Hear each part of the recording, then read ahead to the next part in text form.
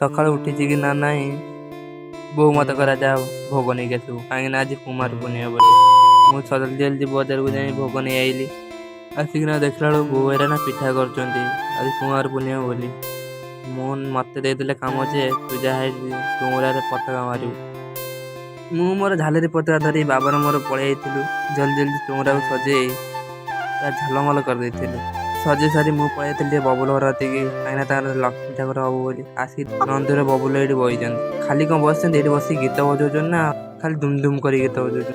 ତାପରେ କିଛି ସମୟ ପରେ ଗୁନୁ ଭାଇ ଆସିଲା ପରେ ଆମେ ପଳେଇ ଯାଇଥିଲୁ ଟିକେ ରାଉଣ୍ଡ ମାରିବା ପାଇଁ, କାହିଁକିନା ଆଜି କୁମାର ପୂର୍ଣ୍ଣିମା। ବାଟରେ ଦେଖିବା ଝିଅ ପିଲା ଯୋଉ ଦେଖା ହେବେ, କେହି ତ ଦେଖା ହେଲେନି। ଲାଷ୍ଟକୁ ବଜାରରେ ଆସିକି 12 ମଜା ଖାଇଦେଲୁ। ଖାଇଦେଇକିନା ପଳେଇ ଆସିଲୁ ଘରକୁ ଆସିକି ଦେଖିଲା ବେଳକୁ ନା ଚଉରାଟା ବଢ଼ିଆ ସୁନ୍ଦର ସଜା ହେଇଛି। ଛାଡ଼ିଦେଇ ମୁଁ ମୋର ପିଠା ଦିଟା ଖାଇଦେଲି। ଆମ କୋଉ ନିଜ ନା ଦିଟା ଫଟୋ ଉଠେଇ ଦେଇ ରଖିଦେଲି। ଆଜି ପାଇଁ ଏତିକି, ପୁଣି ଦେଖା ହବ କାଲି ଗୋଟେ ନୂଆ ଭିଡ଼ିଓ।